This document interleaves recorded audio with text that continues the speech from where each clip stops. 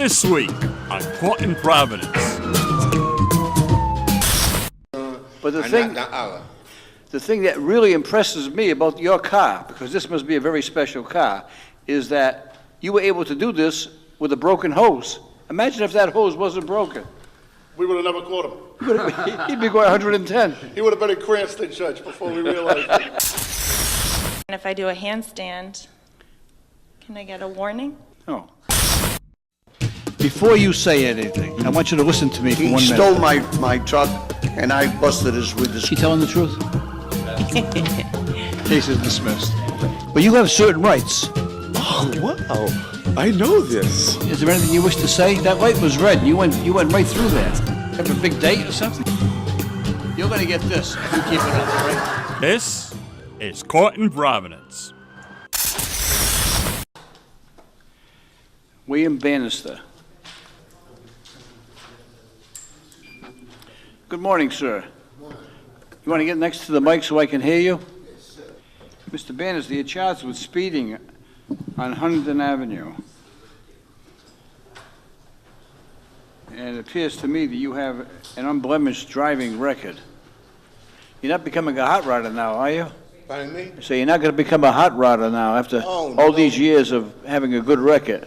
No, sir. No, sir. Your Honor, yes, I plead guilty to the charge, but I didn't know I was going that fast. Yeah. It didn't seem like it, but I guess I was, so I plead guilty. I not, but I asked him for leniency on it because the same day I had trouble with my car too. I had to go and get a hose for my antifreeze. We wouldn't hold no antifreeze. You had to get a hose for the car? Right, and I had to pay $100 for that, but I just paid $50, and I still owe him $50. Yeah. But your first reaction was that you did not realize that you were going that fast, right? And you drive a Ford. Yes, sir. Now, unless those Fords drive so smoothly that you can't tell how fast you're going, you must have one of those luxury Fords. Speed limit was 25. Right. So you didn't realize that you were going more than 25. You thought you were only doing like 27, 28 miles an hour. You were doing 52 miles an hour. But how would you know that in a Ford, right, Inspector Quinn? You know, it must be one of them luxury gliders. Luxury glider. Oh, you Well, with the? You have the. like I say, I'm not the hour. And you know what? This man say I was doing. But the I'm thing- not the hour. The thing that really impresses me about your car, because this must be a very special car, is that you were able to do this with a broken hose. Imagine if that hose wasn't broken. We would have never caught him. He'd be going 110. He would have been in Cranston, Judge, before we realized it. Well, you have a good driving record. So you qualify to have it dismissed on your good driving record. So we're going to dismiss it. Thank you, sir. Alyssa Cipriano.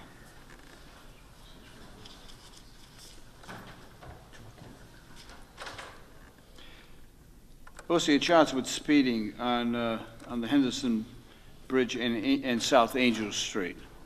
The speed limit drops on the Henderson Bridge. It starts out at about 35, I think. I couldn't even find the speeding signs when I went by it again. And then it drops to 25 all of a sudden. I was following traffic during the time I was coming off of the Henderson Bridge. I travel the Henderson Bridge every day to and from work. So I always follow traffic. I never cut anyone off. I never go past anybody. All right, hold on one second, please. See, what statute is reasonable improvement speed? Yeah, quite a bit of the people come in and they'll realize that it's Judge Caprio's day, and then they start putting it together two and two that the show's on, and then they start getting a little giddy, or they start going the other way where they start getting real nervous, and the excuse they were going to give now all of a sudden might not sound as good as they practiced on the way in. The speed limit is 25. and you were charged with doing 30 Yes. in a 25 limit. So the question that immediately arises to me is the statute of reasonable and prudent speed. It drops from 35 to 25 over there, though. You know, the Henderson Bridge, on the Henderson Bridge, it's one speed limit.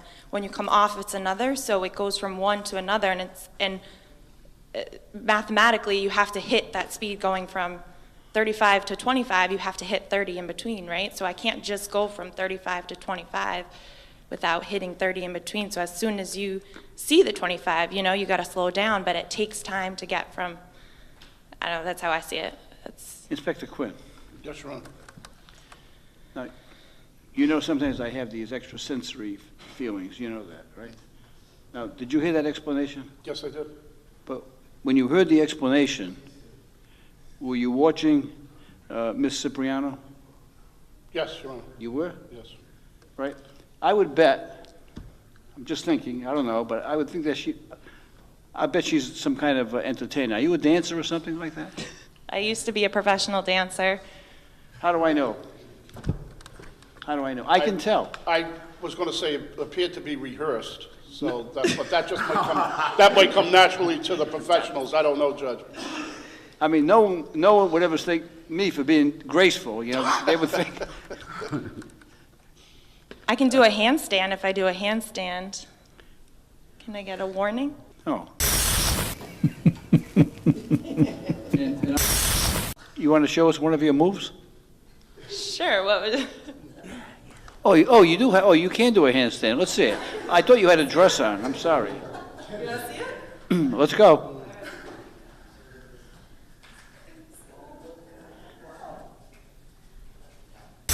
Just another day in court.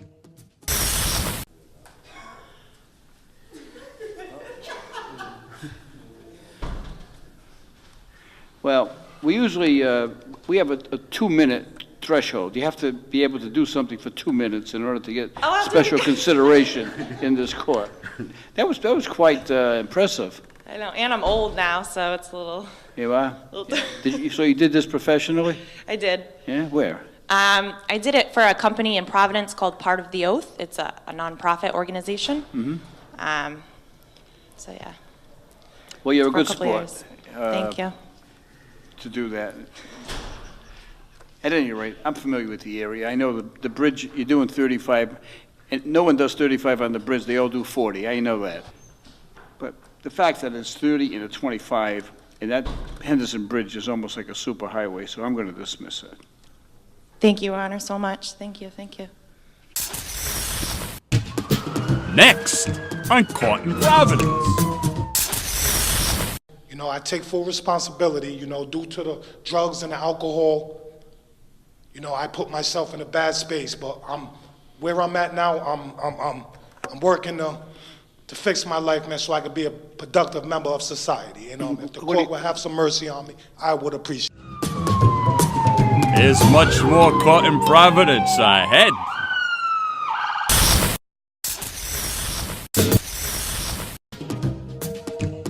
Looking for more Caught in Providence? Catch us on the Facebook, the Twitter, the YouTube, and the Instagram, and tell us what you think.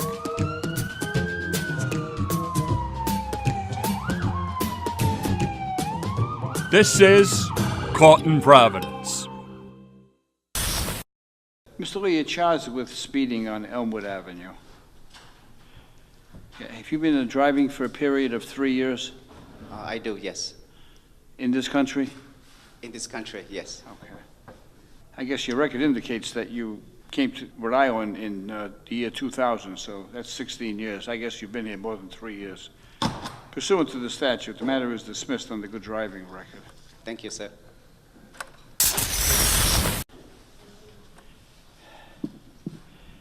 Henry Taylor. Mr. Taylor's charged with failure to move. There was a capias issued for his arrest because he failed to appear in court. Did he appear voluntarily this morning? Yes, Your Honor. All right, then I'm going to vacate the capias. Yes, Your Honor, the city would request that we do remove the capias. Mr. Taylor came in, I believe it was last week, had a chance to speak with the court. Your Honor, he is in patient treatment. He was unable to make the court date that day. He did go out of his way to come down to make an appointment with the court, at which time I advised him to come in today, speak with counsel, and we would rectify this matter before the court. How does he plead, counsel?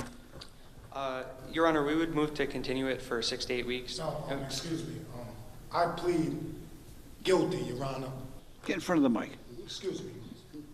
Your Honor, I'm guilty of what happened. You know, I take full responsibility, you know, due to the drugs and the alcohol.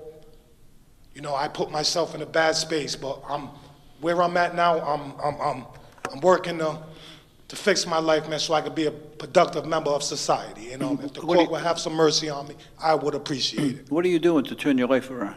I'm in sobriety. I'm in the Providence Center Road to Recovery. The judge appreciates honesty. It's going to go a long way for this guy. Okay, we have a letter from the Providence Center saying that indeed that you are seeking help there, and that you're doing pretty well from what I can read here.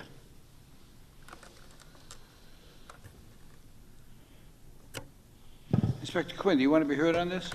He does have the documents here that were presented by Mr. Taylor to the court, that he is in recovery and he is attempting to turn that corner. Okay. Are you suggesting we not dispose of this matter today, Inspector Quinn? Yes, Your Honor. The city would ask a 6-week continuance, just to allow counsel to sit with Mr. Taylor and just to make sure that Mr. Taylor is continuing with any follow-up, if there is any, if not, just to see that he is maintaining the peace and being a good behavior. Okay. Mr. Taylor, we've taken the position in this court, Inspector Quinn has always recommended that we give everyone a chance, particularly those who express a strong desire to turn their lives around. We understand that some people, you know, have problems, and it's, the old saying is, it's not really a sin to get knocked down, or a shame, but the sin is not getting back up. So you're making an attempt to get back up, and we want to help you in that pursuit. Absolutely. Right? And we applaud you, and we encourage you, and we'll be rooting for you as well. So we're going to give you an opportunity to come back. I'm going to continue with 6 weeks. You can show us that you're on that road. I'll dismiss it. Thank you, Your Honor. Next, on Caught in Providence. How many drinks did you have that night? I was a little tipsy for sure, and that played a role. I knew that as soon as I read the report. Making phone calls to your ex-girlfriend? My ex-girlfriend, yeah, because my son was sick.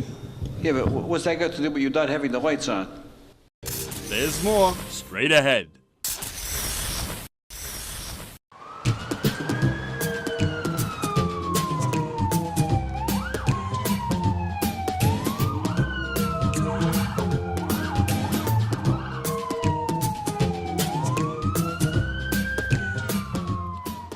Now back to the judge and Caught in Providence.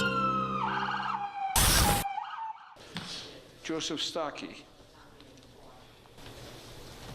Hello, good morning, Your Honor. Good morning, sir.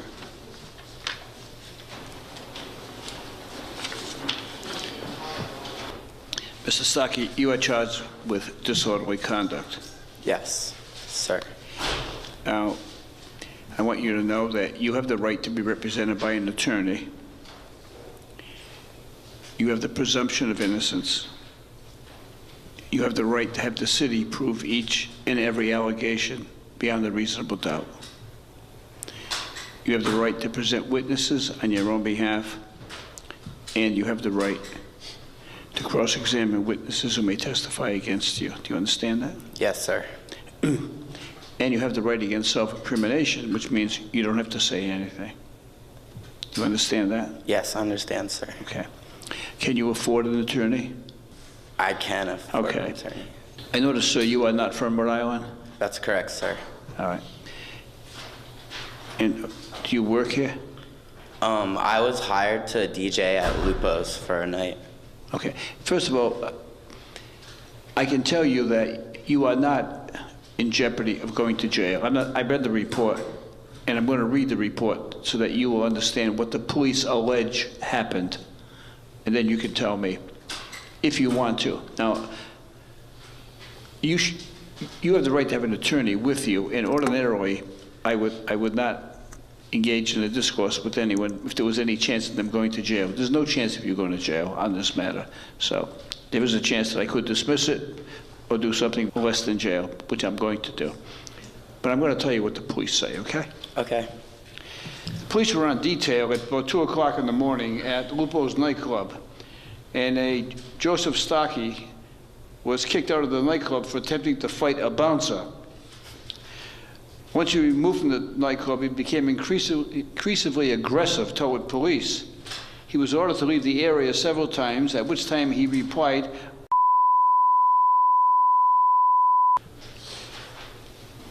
Mr. Stocky began screaming and threatening police as well as nightclub employees. He raised his voice several times in an attempt to gather a crowd.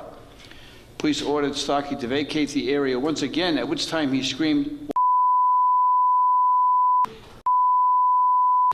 At this time, he was placed in custody, charged with disorderly conduct.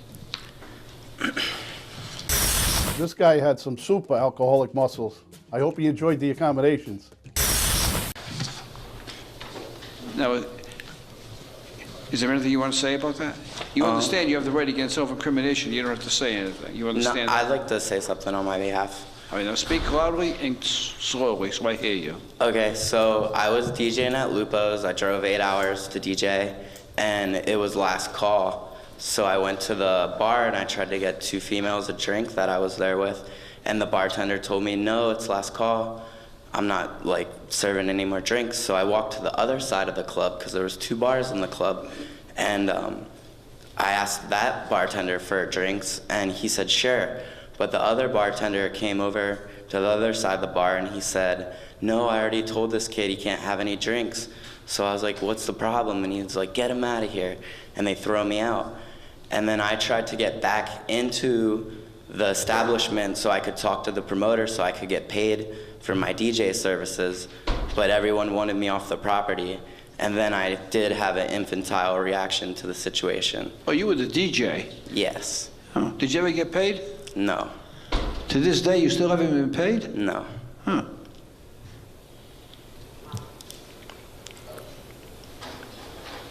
How many drinks did you have that night? I was a little tipsy for sure, and that played a role. I knew that as soon as I read the report. We have what we call alcoholic muscles down here. Yes. I read the report, I looked at you, and I read the report, and it said that Mr. Stocky wanted to fight one of the bouncers. It's been my experience, the bouncers are always, they're over 6 feet, they're muscular, right? And you wanted to fight the bouncer. I'm not sure. Go well. If you got a good left hook, I'm not sure, right? But I don't think that was a good idea. No. What do you think, Inspector Quinn? It was not a good idea. Was the bouncer bigger than Inspector Quinn? About the same size. Yeah. You think you can take him? Well, who knows, Judge? Judge, now who knows? I don't know. He's not sure whether he can take you, Inspector Quinn. I'm not sure either, Judge. No?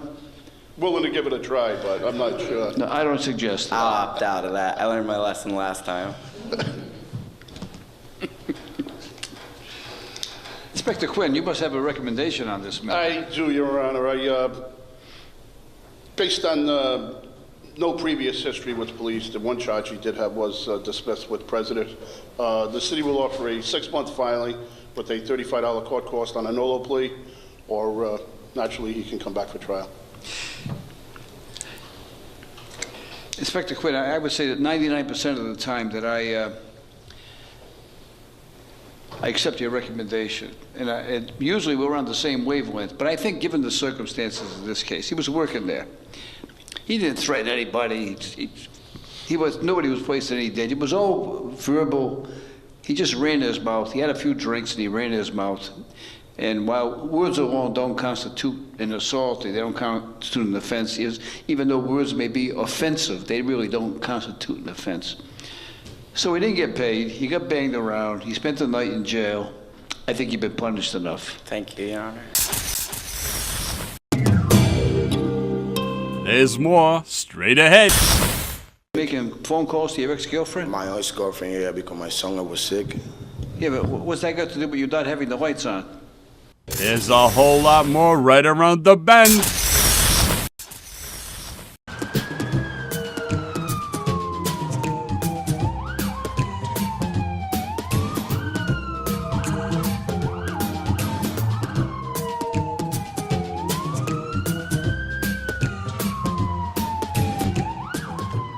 You are watching Caught in Providence. Okay, Martin Acosta. Good morning, Your Honor.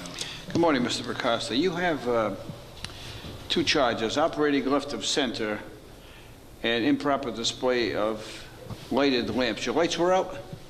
Yeah, I was getting phone call from my ex-girlfriend because my son was sick. You were making phone calls to your ex-girlfriend? My ex-girlfriend, yeah, because my son was sick.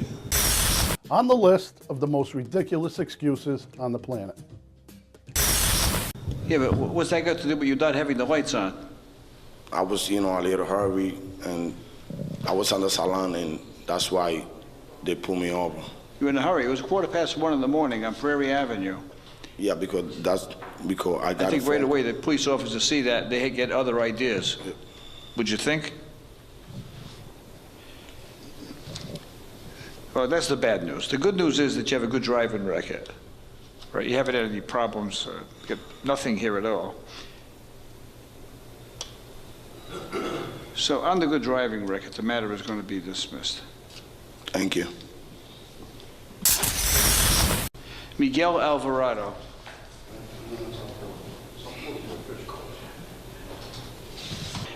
Now, first of all, I'm going to tell you, the police say that evidently they drove you back to your house. They walked into the residence and located you. You were packing your clothes and your shoes. Police had asked you how you got back to the residence from Waverly Street, where police had transported you earlier in the night.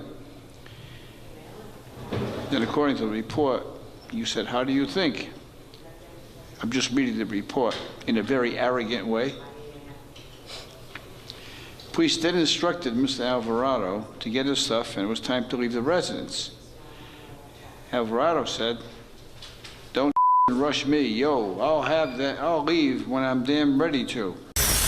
When you disrespect the policemen that are sworn to protect you, that's where the judge draws the line. Speaking to police, Alvarado finally agreed and walked out of the residence and was asked if he had any keys on him, and he said no, and then the police officers take your shoes off. They thought he may have had the key in the shoes, and that didn't go too well. Conversation ensued between both police and you, and finally police said, "If you don't leave, we're going to arrest you for failure to move," and you wouldn't leave. So you were charged with failure to move. I'm going to plead you not guilty, sir. I'm going to set it down for trial. Okay.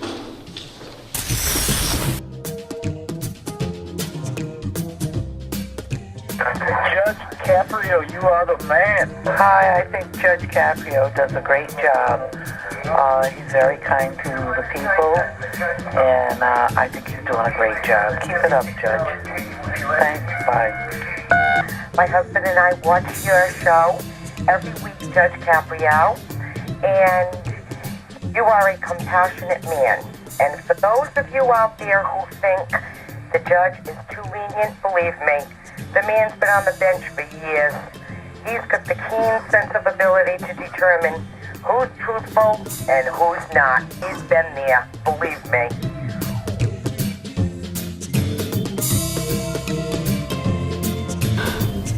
I'm Frank O'Donnell. Tune in next week. And until then, don't get caught in Providence.